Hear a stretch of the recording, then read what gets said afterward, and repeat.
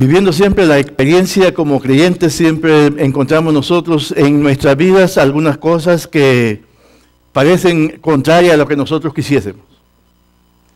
A veces buscamos cumplir algunas metas y no las logramos. Seguramente que el año pasado, este año que está pasando, nos formamos algunas metas que no las logramos realizar. Navidad es un tiempo donde nace la nostalgia y vienen las grandes tristezas de la vida. Es todo lo contrario que lo que debería ser, porque es el nacimiento de Jesús. Debería traernos a nosotros gozo, alegría, plenitud. Debería este suceso traernos una estabilidad emocional. Debería traernos a nosotros satisfacción. Saber que un día Jesucristo nació. Saber que se cumplió la promesa de parte de Dios y que el Señor vino a este mundo con el propósito de salvar, como dice su palabra, a los pecadores, entre los cuales estamos incluidos usted y yo. Ese propósito divino, realizado a través de la obra de Cristo en la cruz de Calvario, fue tan maravilloso que verdaderamente produce paz en el corazón de aquel que entrega su vida a Él. La vida cristiana no es simplemente un andar religioso. Es una experiencia diaria que vivimos a través de esa conexión que tenemos con el Señor. Lo triste del caso es que muchas veces el Señor está al alcance de nosotros y nosotros no le obedecemos, no recibimos ese llamado de parte de Dios. Yo voy a invitarle en esta mañana a que abra su Biblia en San Juan capítulo 1, versículo 1 en adelante. San Juan 1, 1 en adelante. Dice así la palabra de Dios. En el principio era el Verbo y el Verbo era con Dios y el Verbo era Dios. Este era en el principio con Dios. Todas las cosas por Él fueron hechas y nada sin Él, y sin Él nada de lo que ha sido hecho fue hecho. En Él estaba la vida y la vida era la luz de los hombres. La luz en las tinieblas resplandece y las tinieblas no prevalecieron contra ella. Hubo un hombre enviado de Dios, el cual se llamaba Juan. Este vino por testimonio para que diese testimonio de la luz, a fin de que todos creyesen por Él. No era Él la luz, sino que para que diese testimonio de la luz. Aquella luz verdadera que alumbra a todo hombre venía a este mundo. En el mundo estaba y el mundo por Él fue hecho, pero el mundo no le conoció. A los suyos vino y los suyos no le recibieron. Mas a todos los que le recibieron, a los que creen en su nombre, les dio potestad de ser hechos hijos de Dios. Un cumplimiento profético, el cumplimiento divino, el plan de Dios realizándose, llevándose a cabo para el bienestar de la humanidad. Si verdaderamente nosotros entendiésemos un poco lo que significa el nacimiento de nuestro Señor Jesucristo, tendríamos una conducta diferente a lo mejor. Nuestra vida sería diferente, seguro. Si nosotros entendiésemos lo que eso significa, el que Jesús haya nacido, el que haya venido a este mundo, y que se haya llevado a cabo el cumplimiento de parte de Dios, y el plan que Dios tenía para con Él y para con nosotros viviríamos agradecidos. El hecho de que Dios haya permitido que su Hijo naciera en un establo, en un lugar donde nadie quería estar de seguro, y que su Hijo hubiera morido en una cruz que era símbolo de vergüenza. Si nosotros entendiéramos eso, podríamos realizarnos a través de la palabra de Dios que Dios verdaderamente estaba abriéndonos una puerta de oportunidad para podernos acercar a Él a través de Jesucristo. ¿Sabe? El versículo 11 dice, a los suyos vino y los suyos no le recibieron. El pueblo judío era el beneficiado del nacimiento de Jesús. Dios estaba tratando con este pueblo. Dios quería que este pueblo le conociese al ungido de Él, al Mesías de Dios. Pero ellos no lo conocieron ni le recibieron. Lo rechazaron a punto de que, no solamente porque haya nacido en un establo, no simplemente porque Jesucristo haya tomado forma humana, sino que lo rechazaron para que Él muriera en la cruz. No le dieron la importancia necesaria.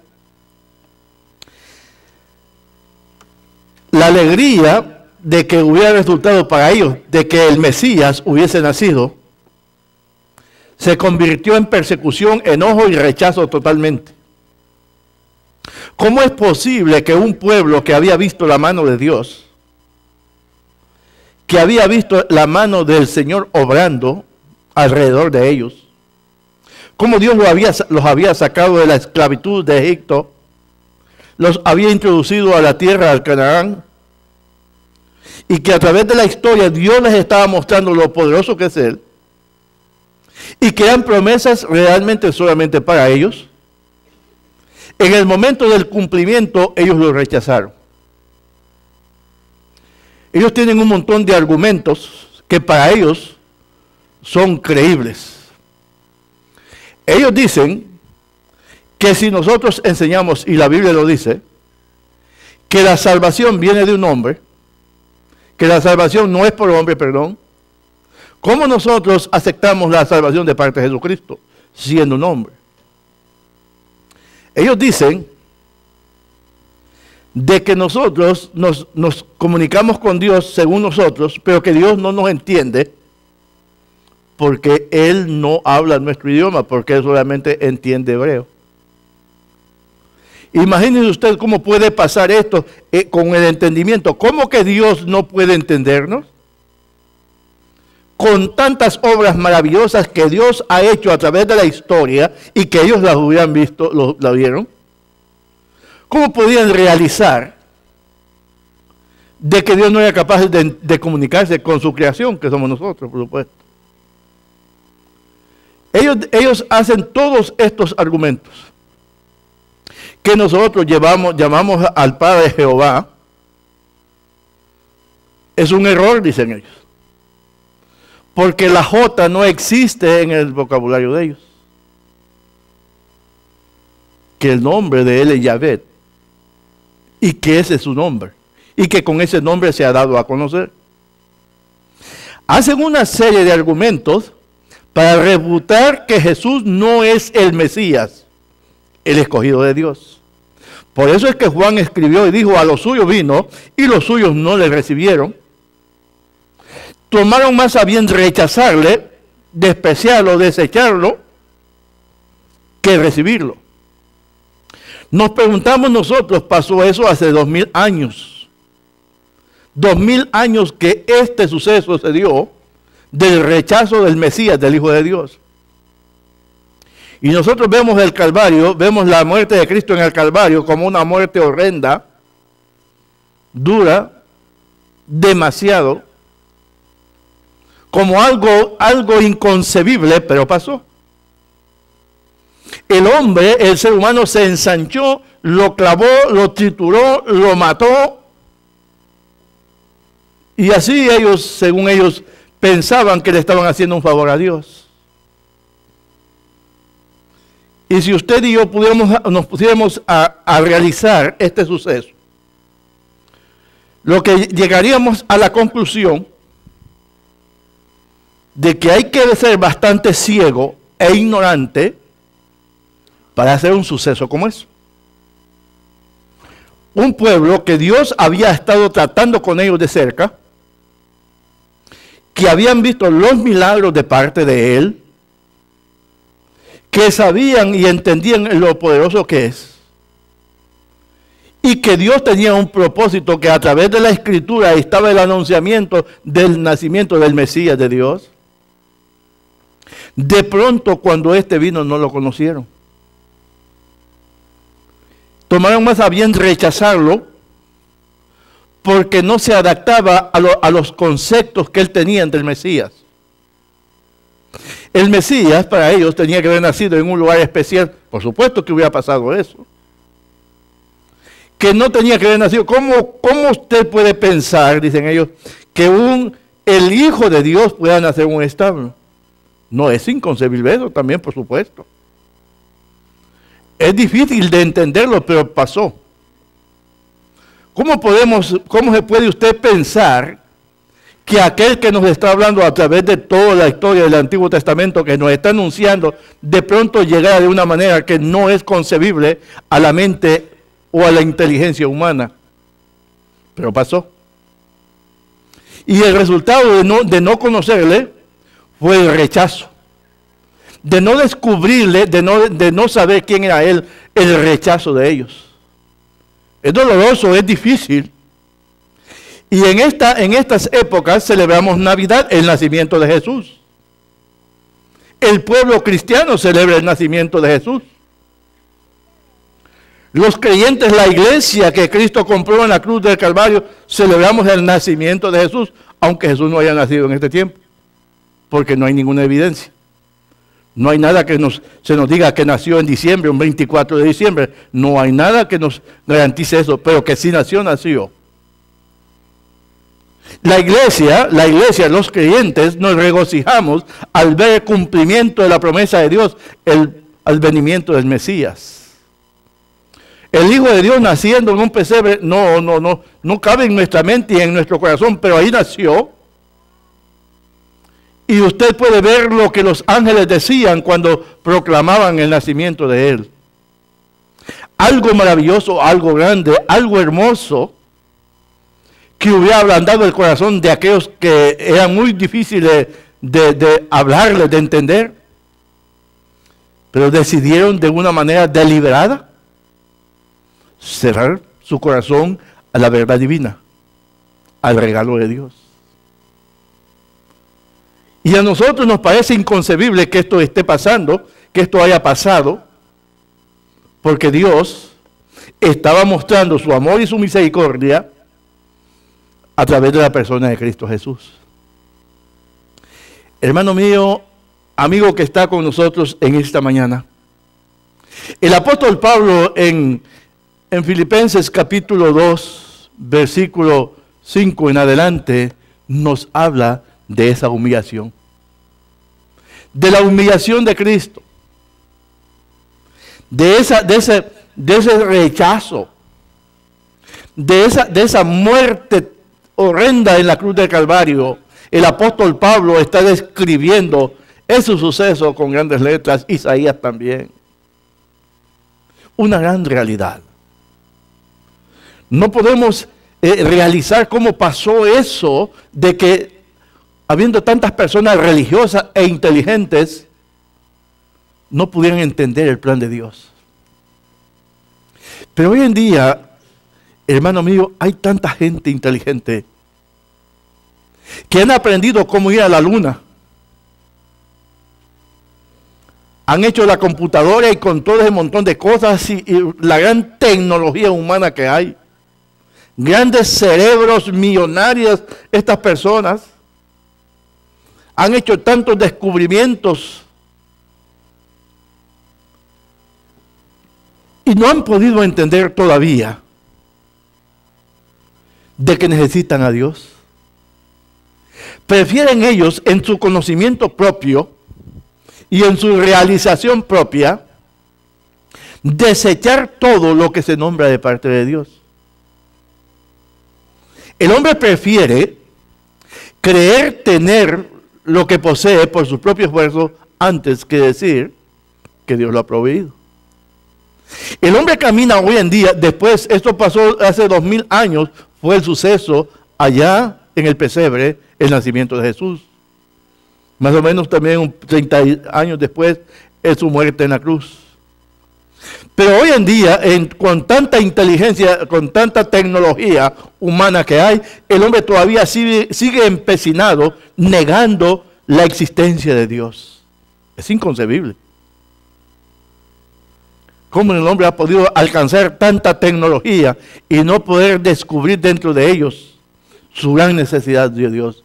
¿Por qué cree usted, estimado hermano o amigo, por qué está pasando esto? ¿Cómo usted y yo pudiéramos realizar esto? ¿Por qué el hombre, si puede ha logrado llegar a la luna y ir a lugares más, está buscando cómo vivir allá arriba?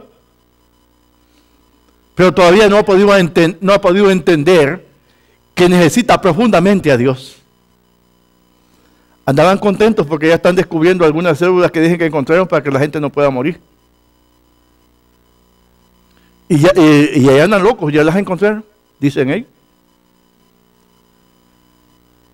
Pero usted cree, déjeme, yo cuando vi eso dije, algún día un loco de estos lo encuentro. Pero déjeme decirle algo. ¿Qué le parece a usted que el hombre no muriese y viviésemos? Imagínese si ya con 70 años ya no podemos ni caminar. Ya con 100 no se diga. Ya con un poquito más de 100 ya no sabemos ni a dónde estamos. ¿Para qué nos serviría una vida así? Imagínese usted un gran grupo de viejos tratando de ayudarse unos a otros. ¿Qué pasaría? Imagínese usted que el hombre está tratando de no morir y se vuelve loco por no envejecer. Pero Dios sabe lo que está haciendo y Dios tiene un plan. Lo que pasa es que el hombre quiere alcanzar todas estas cosas fuera del plan de Dios. Cuando murió Lázaro, Jesús llegó, pasó algún tiempo, y ya le dijeron las hermanas. Jesús dio la orden, Lázaro se levantó de los muertos. Aquella viuda iba a enterrar a su hijo, llegó Jesús, tocó su ataúd y vivió. Y usted puede ver la mano de Dios. Y Jesucristo dijo, yo he venido para que tengan vida y para que la tengan en abundancia. Porque el problema humano es querer encontrar la eternidad, como piensan ellos, no morir, fuera del plan de Dios. Por supuesto que Dios hizo al hombre para que no muriese, pero su desobediencia lo llevó a este gran problema el cual no quiere enfrentar. El pecado es el problema que tiene el hombre y no quiere aceptarlo. El pecado significa que el hombre quiere vivir bajo su propio propósito, bajo sus propias metas y reglas. Y no le importa vivir alejado de Dios. El pecado más terrible que el hombre puede cometer es estar separado de Dios. Al vivir separado de Dios, el hombre no puede experimentar la paz que ofrece Dios. La paz que nos ofrece el Señor. La Biblia nos habla de pecado y pecados. El pecado consiste en rechazar a Cristo. Es el pecado que separa al hombre de Dios. Los pecados vienen como consecuencia de este rechazo. El hombre vive haciendo lo que a él le parece bien. No le importa si otros sufren, pero yo me salgo con la mía. El hombre cree que puede esconderse de Dios. Se puede esconder de los hombres, no de Dios. El hombre piensa que Dios pasará por alto todo lo que él haga y que no lo llamará a cuenta. Dios un día llamará a cuenta y hay que entregarle cuenta. Una vez mi papá me dijo que fuera a traerle un buey a una distancia de unos 5 kilómetros tal vez. Mi hermano y yo que éramos los mayores, dijimos, esta es una buena oportunidad para que nos vayamos en mula a Tres de Buey. Vamos a ir en mula. Nunca nos habíamos montado, pero ni a un burro nosotros. Llegamos a donde el señor que la tenía y le dijimos, dice mi papá que por favor le preste la mula. Eran grandes amigos, mi papá dijo, sí, llévela. Va. La agarramos, la veníamos hablando, mi hermano pegándole atrás y yo hablando. Pero nomás que el hombre no nos vio, nos fuimos a traer el buey nosotros montados en mula. Lo primero que iba a pasar, hay un puente que teníamos que pasar y por poco mi hermano y yo nos matamos ahí. Nos botó la mula en el puente. Pero que salimos con el propósito, fuimos a traer la mula. Lo malo fue que tuvimos que llevar la mula jalada hasta donde fuimos y traer la jalada y mi hermano el buey y yo la mula. Con más problemas todavía, pero salí con mi propósito. El hombre piensa que puede, las personas piensan que pueden hacer las cosas a escondidas. No le vayas a decir nada a mi papá, le dije a mi hermano, que es el menor. ¿Y cómo le iba a decir? No, yo no le digo nada. Yo con la mula, que era la más soberbia, y aquel con el buey.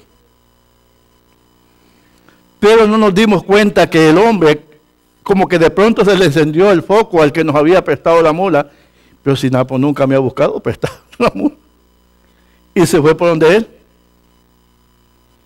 Le dijo, ¿ya veniste, Napoleón? ¿De dónde? Le dijo mi papá.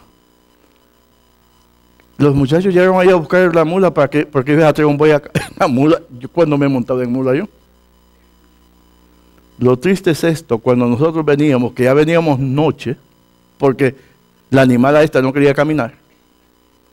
Mi papá estaba parado y cuando vi el bulto así en lo oscuro, decía, ya está ahí.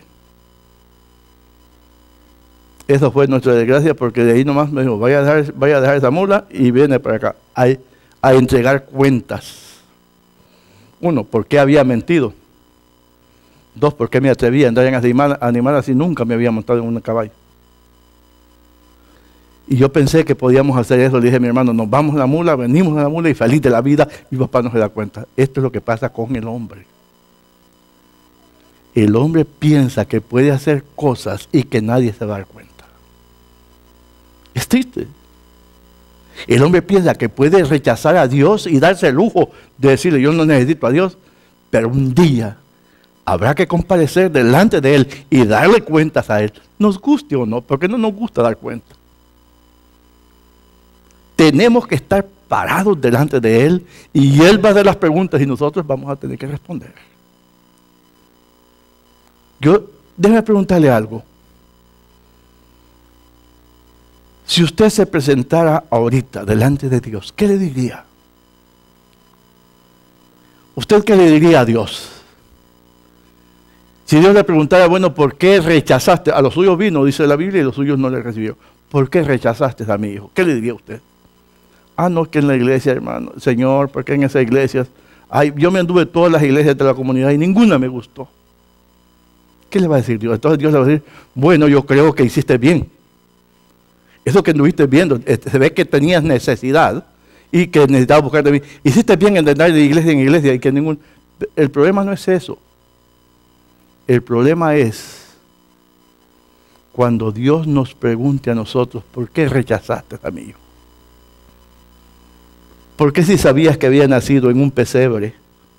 ¿Por qué si sabías que había muerto en una cruz por ti? ¿Por qué lo rechazaste? Nos quedaremos con las manos vacías y como dice la historia de alguien que bíblica que cuando estaba allá dice, quisiera que alguien metiera la punta de su dedo en agua y lo pusiera sobre mi lengua porque estoy atormentado en esta llama. Está en la eternidad, allá perdidos, sin esperanza y sin Dios. Sin excusas, desarmados totalmente. Y Dios te llama a cuenta. El cristianismo no es un hobby, no es un entretenimiento. es algo serio. Determina tu eternidad, con o sin Dios. Es así. El cristianismo tiene profundidades grandes. Y Dios nos llamará a cuenta. Amigo, que vas a responder a Dios cuando Dios te llame a cuenta. Para muchos, la religión es un entretenimiento.